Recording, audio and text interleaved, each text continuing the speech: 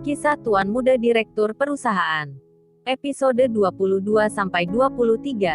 Raka tidak peduli dengan apa yang dikatakan Nana. Dengan kasar dia merobek baju Nana dan hanya meninggalkan baju dalam Nana. Melihat Nana hanya menggunakan baju dalam, Raka langsung menyerang leher Nana dengan buas. Dan tangannya berusaha menekan kedua tangan Nana ke atas kepalanya. Nana sangat takut dan terpukul. Hatinya sudah dicabik-cabik. Kini kehormatannya ingin direnggut. Dengan putus asa Nana berkata, "Raka, tolong jangan lakukan ini. Bukankah kamu mengatakan kalau kamu mencintaiku? Tapi kenapa kamu ingin merenggut kehormatanku? Apakah begini caramu mencintaiku? Jika iya, silahkan nikmati tubuhku sesukamu. Aku tidak akan melawan sedikit pun. Tapi setelah itu kamu tidak akan pernah melihatku lagi di dunia ini." Mendengar suara lemah Nana, Raka menghentikan aktivitasnya. Dia mendongak dan menatap wajah Nana yang habis dibasahi oleh air mata. Dia merasa patah hati dan bersalah telah membuat Nana merasa hancur.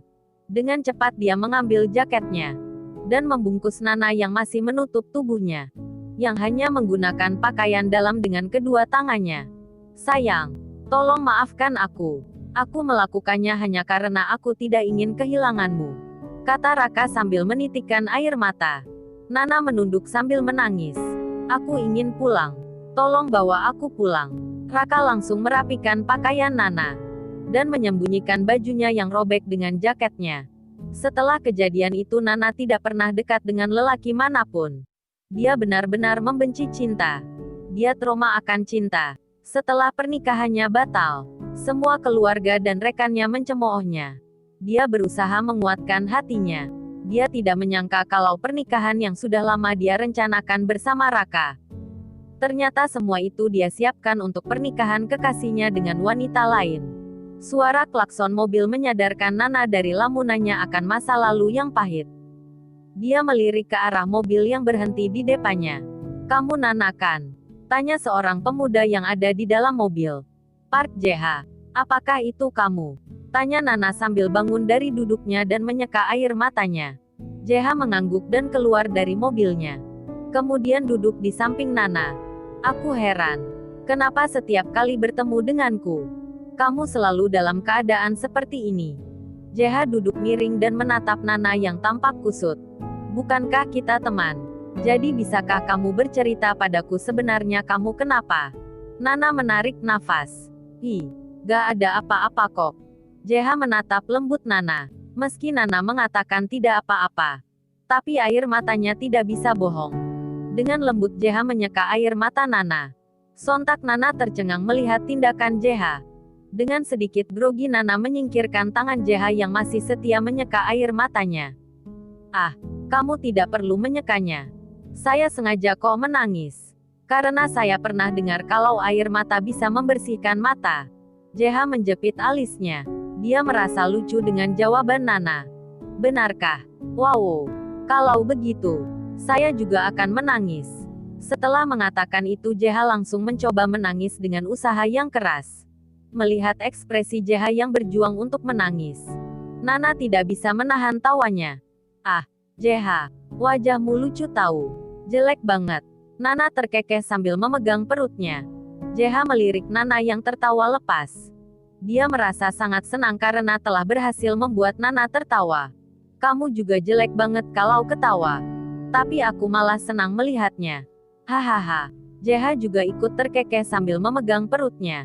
Di halte yang tadinya sepi mendadak menjadi ramai oleh suara tawa mereka.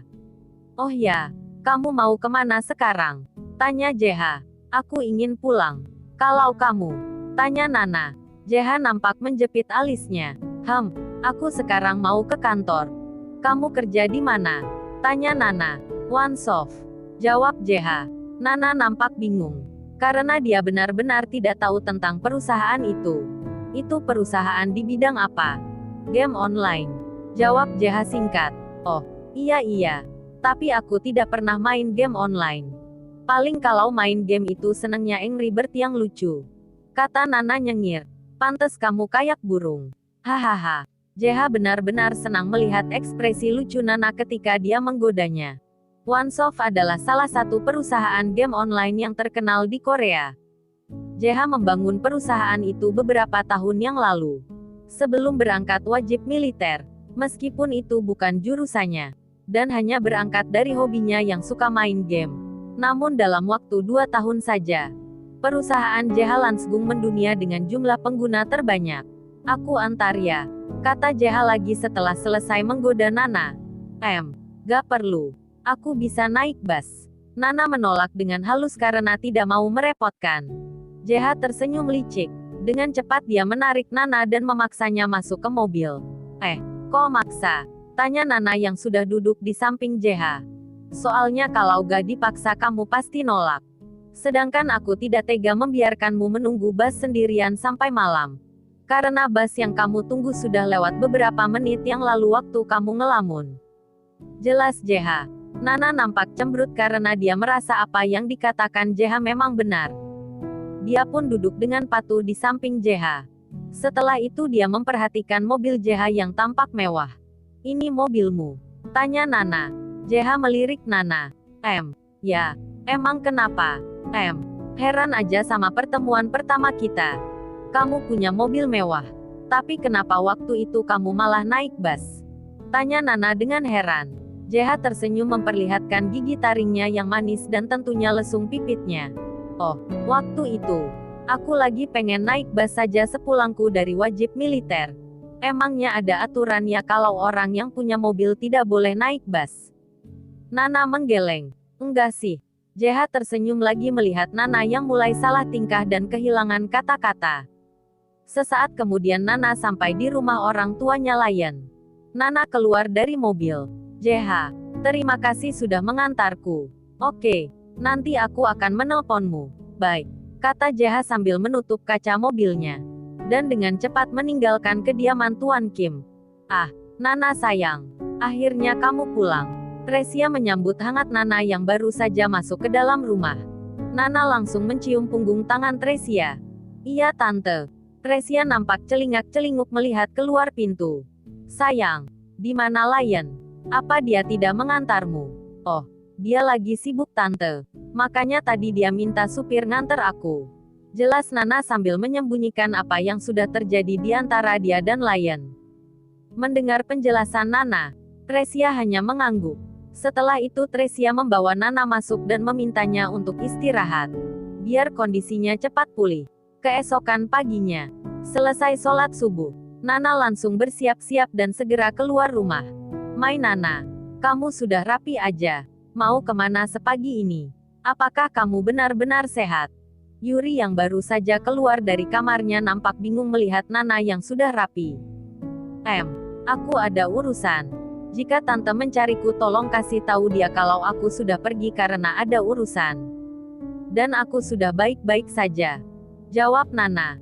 Setelah itu dia meninggalkan Yuri yang tampak masih heran melihatnya. Sesaat kemudian Nana sampai di rumah megahnya Lion. Itu sudah jam 4:30 pagi. Untung ada taksi yang sudah beroperasi jam segitu.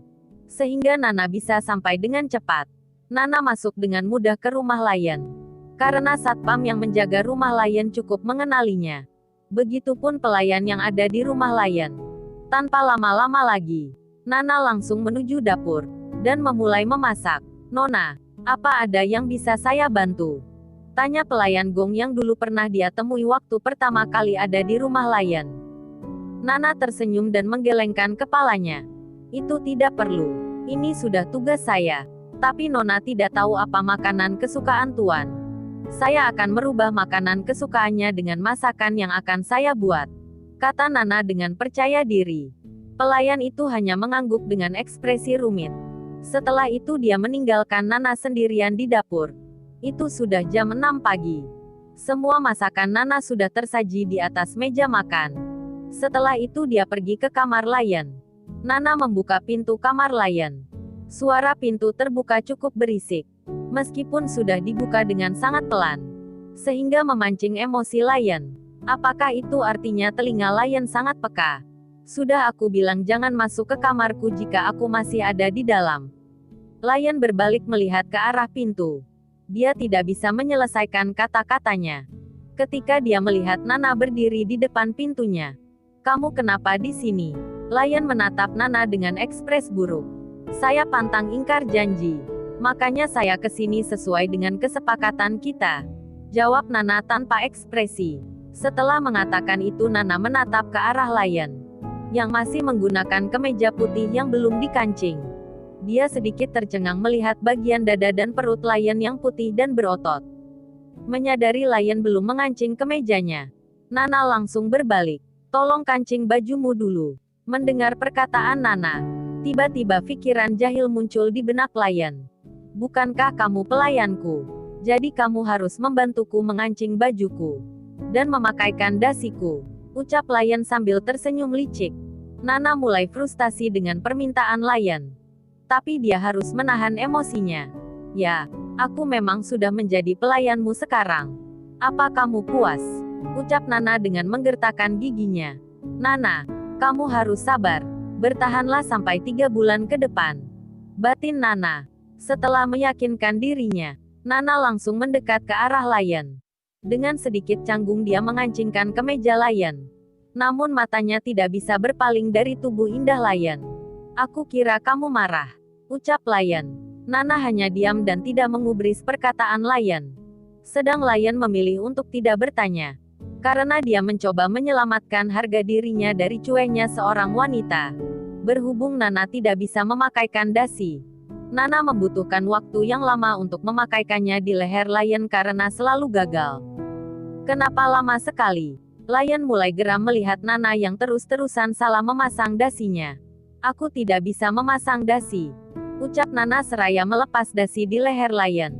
Mendengar pengakuan Nana, Lion semakin emosi. "Kenapa tidak bilang dari tadi?" "Ya sudah, kamu sebaiknya keluar dari kamarku sekarang." "Baiklah. Kalau begitu aku tunggu kamu di meja makan." Setelah mengatakan itu, Nana langsung keluar dari kamar Lion sambil menggerutu dalam hatinya. Sesampainya di meja makan, Nana menyangka dagunya menatap masakannya yang sudah tersaji di meja. Sambil menunggu Lion, Nana menelan ludahnya dalam-dalam.